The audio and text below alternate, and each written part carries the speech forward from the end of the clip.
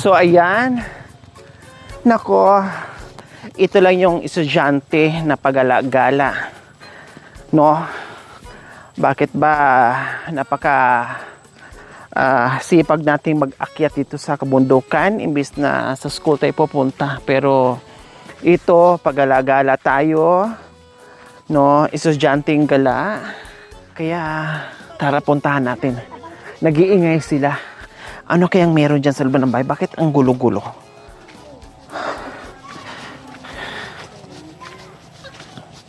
Tao po! Hello! Hi! Ang ganda-ganda naman dyan. Anong ginagawa nyo dyan? Pwedeng madisturbo kayo?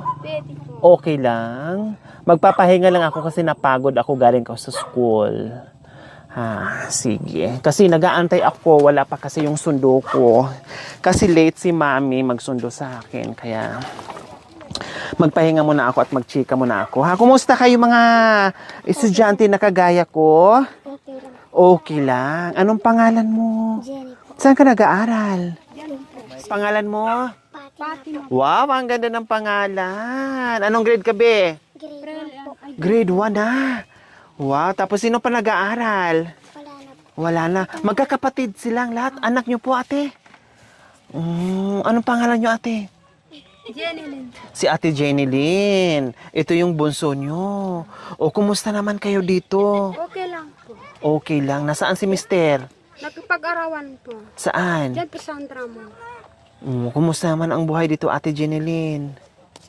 Nakisakay-sakay lang po. Nakisakay-sakay saan? Sa may sakyan.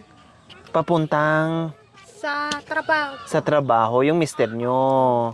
Nananghalian na ba kayo? Opo, kanina. Anong ulam nyo? Gulay lang po. Wow, ang sarap. Huwag yung sabihin na gulay lang po. Dahil ang gulay, masarap at masustansya yung gulay. Di ba? Kasi ako din, galing din ako sa school. Kailang grade 6 na ako. O, wala kayong ganito sa school nyo? Wala po. Damit lang po. Hindi tayo nagkikita doon. Parehas pala tayo ng school. Anong pangalan ulit ng school nyo? Kasi sa amin, ang pangalan ng school, Bulakbol School. Naka-uniform ako, nakagila ako, pero hindi ako nakakarating ng school kung saan-saan ako pumupunta kasi. Kaya wag nyo akong gayahin, Ano ha? po? Anong pangarap nyo, ate Jenny Lynn, sa mga anak mo? Gusto ko po silang matapos para makapag-anak po ng magandang trabaho. Wow. Ayun po yung pangarap nyo para sa mga anak nyo na makapagtapos sa pag-aaral. Kasi Bakit po kayo, kami, ate hindi po Jenny kami Lynn? nag-aaral. Kaya gusto ko yung mga anak ko matapos po sila. Oo, tama. No, kumbaga, kahit sabi nyo kanina, gusto mo makapagtapos sa pag-aaral para paglaki nila, makahanap sila ng trabaho na hindi katulad sa mga magulang na kulang sa... Kasi po yung mister ko kahit may kapansanan siya nakakapagtrabaho. Oh, bakit? Anong kapansanan ng mister nyo? Isa lang po yung mata niya. Bakit? Ewan. Inborn? Buhat nung pinanganak siya, ganyan na? Ewan po. Pero hindi hadlang yung kapansanan sa taong gustong mabuhay at maibigay yung pangarap sa mga anak, di ba, Ate Jenny Lynn? Ang importante ay may trabaho, mabigyan ng kinabukasan, yung mga anak na nag-aaral tulad niyan, ay masipag sila mag-aral. Kaya ayos lang po yun, Ate Jenny Lynn, di ba, Ate Jenny Lynn? O kayo naman, dito lang sa mga anak nag-aasikaso, Ate Jenny Lynn. Kaso baka po ako O, syempre, darating na ang Pasko. Malapit na, ilang araw, Pasko na. O, Nag-Christmas party po sila kahapon. sa school nila. O, anong dinala mong pagkain, be? Kumain Ha? po sila doon. Anong pagkain meron doon sa school Sabihin nyo? mo. Manok, tapos Mga tinapay po. mga tinapay. Ikaw naman, anong ulam doon? Kinain mo, be? Sesto.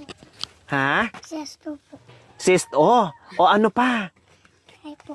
Ito po. Ha? Ice cream. Wow! May ice cream! Oh. Anong pangarap mo, Fatima? Ito po. Maging doktor! Wow! Yan ang gusto ko. Matayog ang pangarap kasi libreng mangarap. O tulad ko, sabi ng mami ko, ituloy ko yung pagiging abogada kasi para pagdating ng panahon, magkaroon din ako ng client. O yayaman ako kasi maraming magpapatulong sa akin. 'Di ba? Kailang di ako matapos-tapos sa pag-aaral ko kasi kita mo naman, nag-aaral, naka-uniform, puro paikot-ikot sa kabundukan, wala sa school, wala sa loob ng school. Kaya tatanda na lang ako, hindi ko matatapos yung kurso ko. Kaya wag niyo akong gayahin. Dapat sa mga anak niyo, Ate Jenilyn, mag-aral na mag-aral. O anong plano sa Pasko? Wala po, naghihintay na rin po naman, meron din po mamimigay sa Merkules, si Nanay Pineda. Kasi sabi nila, si Nanay Pineda, Vice Governor o Governor? Si Nanay, si Vice Gov. Si Nanay Pineda, lagi kong naririnig mabait Lagi po at siyang mapagbigay na Vice Governor. Wow. So pag merong Kasi bigay, kaya mahal ni Nanay dito kasi hindi po sila namamasko sa baba. yung mga katutubong aitas dito. Opo, hindi po sila mahilig na mamasko. Nagaantay lang, kumbaga, nagaantay lang kayo. Nagaantay lang pag merong magbibigay. Tapos talagang, kumbaga, hindi kayo umaasa na bababa para mahingi-hingi or mamalimos or mamasko. Dito lang talaga kayo sa kabundukan na nagtatanim, nagsisipag para may kalaka at mayroong ibenta sa bayan. Kaya natutuwa ang Vice Governor, si Nanay Pineda, inaakyat kayo dito. Wow! Lagi ko siyang naririnig Nanay Pineda. So, ibig sabihin, pag hindi nakatatak sa isipan ng mga tao, ibig sabihin, may nagagawang mabuti sa mga kababayan niya. Diba? Ang cute naman ng baby boy. Ano pangalan mo, be? Aldrin po. Ha? Aldrin. Aldrin? Wow, si Aldrin, ano pala to? Artistine pala to. Nasaan si Yaya Dom? Okay, sige. Nandito na naman ako. Nagpahinga lang ako kasi baka maya-maya nandyan na yung daddy ko at saka yung bodyguard ko. Baka mapagalitan ako kasi kung saan ako sumusuot. Kaya dito na ako. Hindi na ako magtatagal. Ay, nandyan na nga yung bodyguard ko. No, pinapatawag na ako ng mami ko, mga anak, ha? Dito na ako. Bye! Mag-aral kayong mabuti, ha? Para pag nakita mo yung sinabi ng mama nyo na makapaghanap kayo ng magandang trabaho. Kasi si mama at saka si papa hindi nakapag-aral. Kaya mahirap yung trabaho. 'Di ba? Kaya yun yung pangarap ni mama at saka ni papa sa inyo.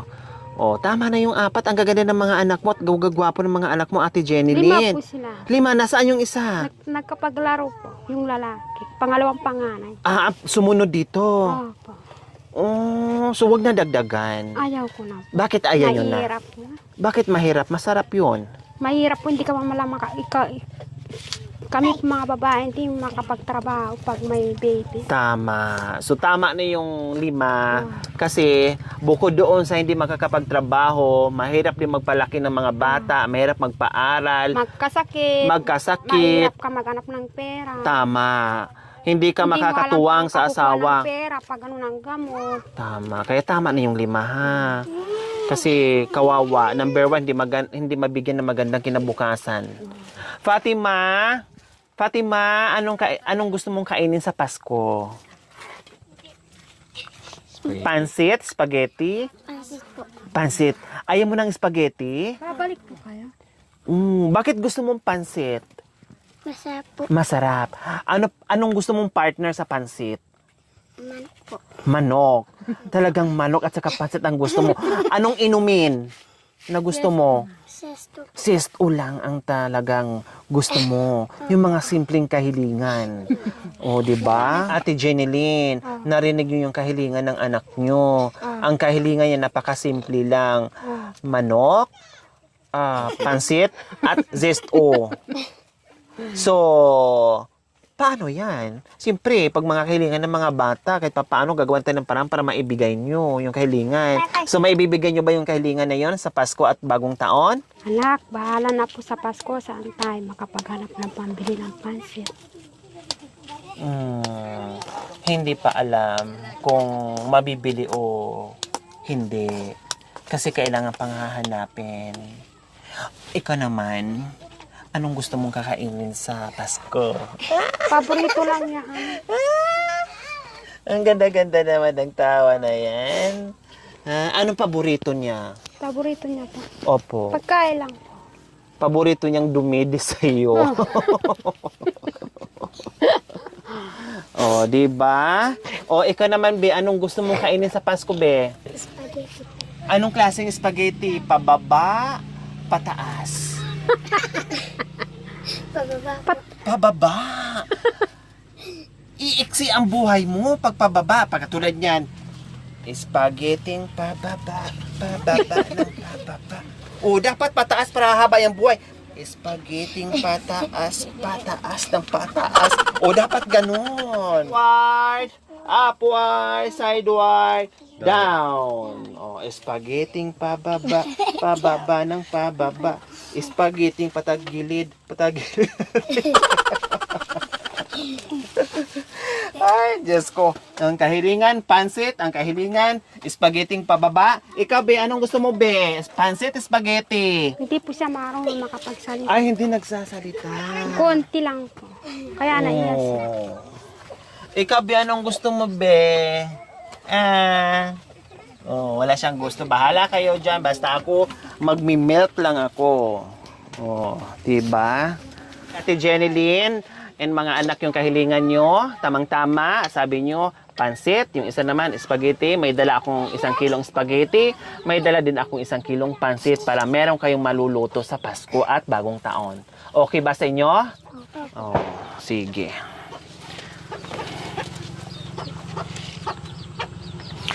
Ate Jenilyn, pambili mo ng pansit at spaghetti sa Salamat. kahilingan ng mga anak mo. Salamat po. Oh, bilangin niyo po, Ate Jenilyn, kung magkano yan. Sakto. 5. 5,000. So, 5,000. Anong bibili nyo? Spaghetti at saka pansit. Oh, yan ang kahilingan, simpleng kahilingan para sa mga anak Maraming mo. salamat po. Walang ano man. Oh, meron na kayong pambili ng pansit at spaghetti. Masaya ba kayo? Salamat po. Ayan. Ate Jenilyn, ano sa pakiramdam mo na yung kahilingan ng mga anak mo, sabi nyo kanina na hindi mo alam kung saan kukuha, bahala na. Nagpasalamat po ako. Ngayon meron ng pangbili Kapag anong... meron ng pambili, nagtitipok po ang puso ko, meron pong inulog ang Diyos sa akin. Tumitibok ang puso niya sa saya. O anong sasabihin niyo ni Mr. mamaya pag uwi niya? Sabihin ko,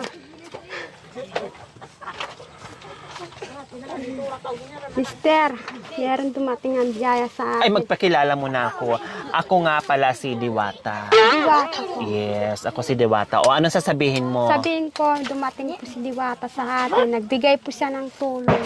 So, okay. Meron na naman tayong mapapasaya sa Paskong ito at sa dating na bagong taon dahil sa ating walang sawang sponsor, Ma'am Marie from Washington. Maraming salamat po sa inyong ginito ang puso. Nawa ipagpalain po tayo ng Panginoong Diyos araw-araw. Nawa ibigyan po tayo ng karakasan ng katawan sa araw-araw.